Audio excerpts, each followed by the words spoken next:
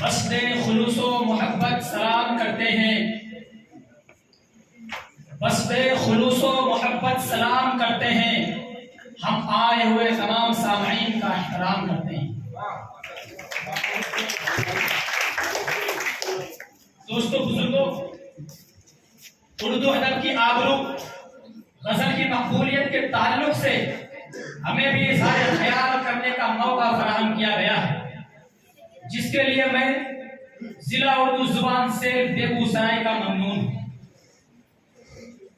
دوستو بزرگوں، شکیل اعظمی نے کہا کہ پڑھو تو کھول زمانہ اڑان دیکھتا ہے، پڑھو تو کھول زمانہ اڑان دیکھتا ہے، زمین پہ بیٹھ کر کیا آسمان دیکھتا ہے، اور ملا ہے حسن تو اس حسن کی حفاظت کر، سنبھل کر چل تمہیں سارا جہان دیکھتا ہے۔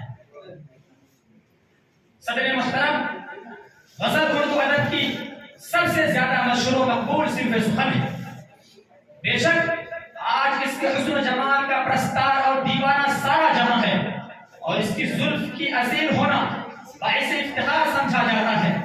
نہ صرف اردو زبان بلکہ دیگر زبانوں کے شعراء کرام بھی اپنی اپنی زبان میں غزل گوئی کر رہے ہیں۔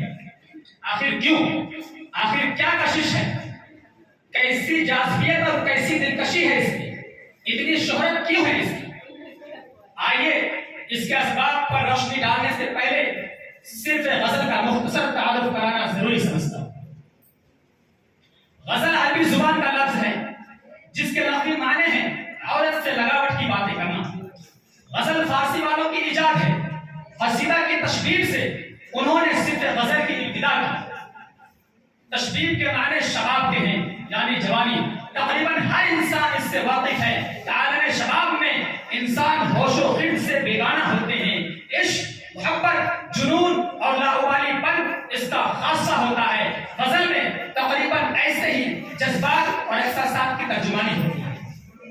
احمد فراز نے کہا کہ سنا ہے لوگ اسے آنکھ بھر کے دیکھتے ہیں، سنا ہے لوگ اسے آنکھ بھر کے دیکھتے ہیں تو اس کے شہر میں کچھ دن ٹھہر کے دیکھتے ہیں۔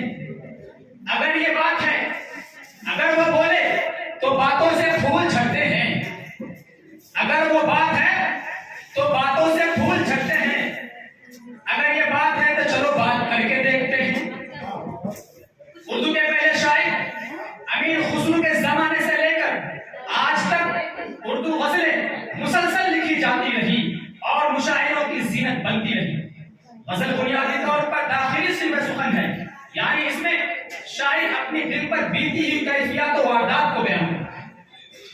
غزل تصنع بناوٹ سے پاک ہوتی ہے، اس میں آمد ہوتی ہے، آورد نہیں۔ حبیب جالب نے کہا کہ سر منبر وہ خوابوں کی محل تعمیر کرتے ہیں، سر منبر وہ خوابوں کی محل تعمیر کرتے ہیں، علاج غم نہیں کرتے، فقط تقریر کرتے ہیں۔ اور ہماری شاعری میں دل دھڑکتا ہے زمانے کا، ہماری شاعری میں دل دھڑکتا ہے زمانے کا، جو ہم محسوس کرتے ہیں وہی تحریر کرتی ہے۔ غزل جو آغاز میں مجازی حسن و عشق کے لفظ میں قید تھی، زمانے کے ساتھ اس میں اخلاقیات اور صوفیانہ خیالات بھی شامل ہونے لگے، اور جب ترقی پسند تحریک کا زمانہ آیا تو غزل بھی زندگی کا ترجمان ہوا۔ غزل کی ایک اہم خوبی یہ بھی ہے کہ زمانے کے ساتھ خود کو ڈھال لینے کی صلاحیت رکھتی ہے، اور اس کی مقبولیت کا سب سے اہم راز یہی ہے۔ ازمانہ قدیم سے دور حاضرہ تک جتنے بھی حالات رونما ہوئے، غزل اس کے سانچے میں ڈھل گئی۔ زمانہ قدیم میں ذوق و کاکل، رخسار و مزغہ، زنخدہ وغیرہ ہے جس کے موضوع ہے۔ گلشن غزل میں گلے بلبل کی صداؤں کی بازگشت تھی، لیکن فیض احمد فیض، مجروح سلطان پوری اور صاحب لدھیانوی وغیرہ عظیم شاعر نے زلف غزل کو نئے انداز میں سنوارا۔ عام خیال تھا کہ غزل میں ایک طاقت و وسعت نہیں ہے جو کہ عوام الناس کی آواز بن سکے، لیکن غزل و شاعرہ نے یہ کارنامہ بھی انجام دیا۔ غزل کی لطیف اور سرخ آواز سے بھی ایوان حکومت کا پایہ لرزنے لگا۔ یہ بات حقیقت ہے کہ آج اردو غزل میں ہر طرح کے موضوعات کو پڑھا جاتا ہے۔ دنیا کا کوئی موضوع ایسا نہیں ہے جسے غزل نے اپنے وجود میں سمو نہ لیا ہو۔ لیکن حساب لگا کے دیکھا جائے تو پتہ چلے گا کہ غزل میں آج بھی عشق کا پردہ بھاری ہے. شاعری کو جسم تصور کیا جائے تو غزل اس کی روح ہے، شاعری دل ہے تو غزل اس کی دھڑکن ہے. اجاز اختصار ہی غزل کی سب سے اہم خصوصیات ہے. شکیل بدایونی نے کہا کہ ایک شہنشاہ نے بنوا کے حسین تاج محل ساری دنیا کو محبت کی نشانی دی ہے. صاحب دیانوی نے کہا کہ ایک شہنشاہ نے دولت کا سہارا لے کر ہم غریبوں کے محبت کا اڑایا ہے مذاق. تو راحت النوری نے کہا کہ ایک حرف کے انداز کو بدل رکھا ہے، ایک حرف کے انداز کو بدل رکھا ہے. آج سے ہم نے تیرا نام غزل رکھا ہے. اور میں نے شاہوں کی محبت کا بھرم توڑ دیا، میں نے شاہوں کی محبت کا بھرم توڑ دیا. میرے کمرے میں بھی ایک تاج محل رکھا ہے. ایسا شعر صرف غزل میں ہی کہا جاتا ہے. غزل ایک جادو ہے جو ہمارے سماعتوں سے ہوتے ہوئے ہماری روح تک اثر کرتا ہے. غزل ایک نشہ ہے جو ہمیں لذت عشق سے آشنا کرتی ہے. غزل ایک درخت ہے جس کی جڑیں ہماری تہذیب و اقدار پر اور ہمارے سماجی، سیاسی، مذہبی اور داخلی زندگی میں پیوست ہے.